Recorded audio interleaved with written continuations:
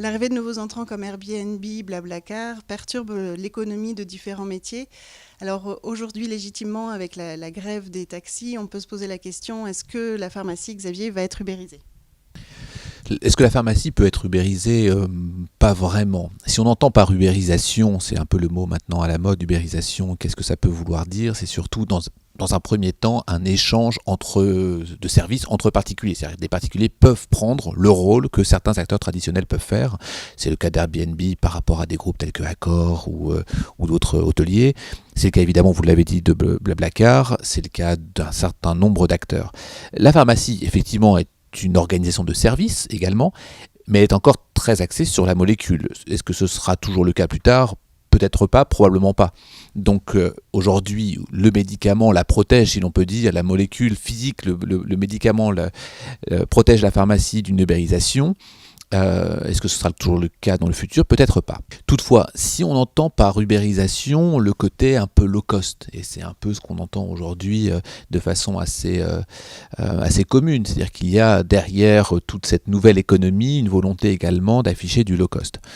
La pharmacie est en effet un peu sensibilisée à cette question-là, puisqu'aujourd'hui on voit bien qu'il y a de nouveaux réseaux, de nouvelles orientations stratégiques dans la pharmacie, auprès des officines, des groupements, des réseaux, des différentes marques, qui arrivent avec une proposition dite low cost. Cette proposition low cost, il faut aussi se rendre compte de sa définition, et rendre compte de sa définition qui n'est pas « on fait moins cher avec moins de services », qui est un peu le lot commun, parce qu'on a tous en tête un Ryanair, on a tous en tête un EasyJet, etc. Au contraire, le low cost, c'est aussi plus de services pour moins cher. Ça veut dire que la pharmacie, comme un certain nombre de secteurs, c'était le cas avec l'aérien, etc., doit s'interroger sur ce que sont les services qu'elle propose, et doivent également s'interroger sur le prix qui est en accord ou pas avec le service. Autrement dit, je reformule rapidement, c'est quoi la segmentation pour ma pharmacie ? Il en existe 23 000, il n'existe pas une segmentation de pharmacie, il en existe 23 000.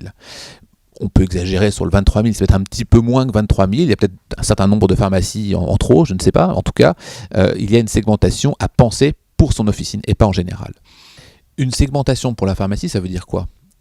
Étant donné qu'elle est dans une organisation de service, même si on a dit qu'effectivement elle s'appuie encore beaucoup sur le médicament, au passage, il faut se poser la question pourquoi est-ce qu'on rentre dans une officine ? Et on rentre dans une officine certainement pas pour chercher une boîte de médicaments elle-même.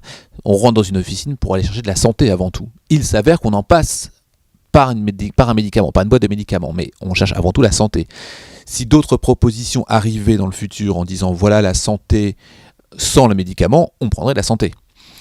Donc aujourd'hui, pour revenir sur mon point de sa différenciation, c'est au travers globalement de 3 axes.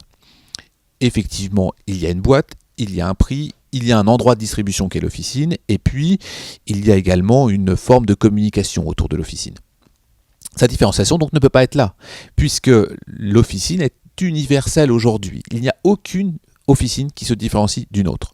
Sa seule façon de se différencier, c'est à travers un processus différent, des personnes différentes et un environnement physique différent.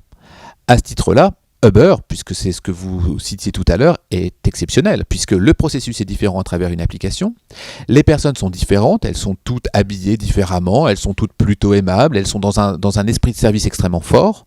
Et puis enfin, l'environnement physique est différent, puisqu'on a une voiture propre, agréable, dans laquelle on a envie d'entrer, qui a une bouteille d'eau, il y a des bonbons, il y a un environnement physique qui nous plaît. Autrement dit, quand on compare les taxis traditionnels et les taxis Uber, les différences se font non pas sur le trajet, pas tellement sur le prix, pas tellement également sur la façon avec laquelle on va distribuer le service ou encore sa communication, mais sur les 3 autres axes, le processus, l'environnement physique et les personnes. Eh bien, les pharmaciens, les officines aujourd'hui ont en main ces 3 axes-là pour déjà chercher à se différencier les unes les autres. Et donc, sur votre propos, est-ce qu'aujourd'hui il y a une ubérisation ? Il y a une protection, d'une part, de l'officine, et puis par le médicament, ce que j'ai dit, et puis il y a d'autre part des axes très intéressants chez Uber que les pharmaciens doivent acquérir pour eux-mêmes.